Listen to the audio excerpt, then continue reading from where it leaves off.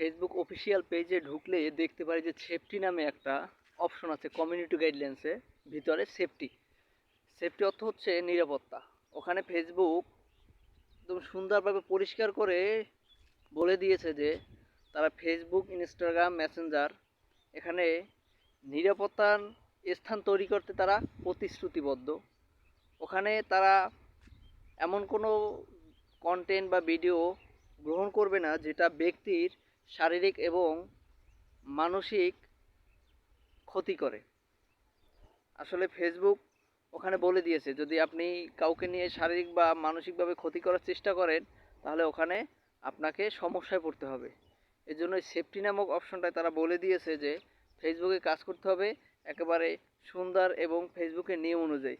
আপনি যদি কাউকে নিয়ে ওখানে শারীরিক কোনো কিছু দেন বা ওখানে দেখা যায় মানসিক কোনো কিছু ক্ষতি করার চেষ্টা করে, সেটা ফেসবুক কখনোই আপনাকে গ্রহণ করবে না।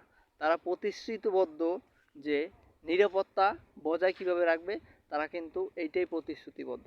তাই আসলে কমিউনিটি গাইডলাইন সম্পর্কে আমাদের জানতে হবে, মেনে কাজ করতে হবে।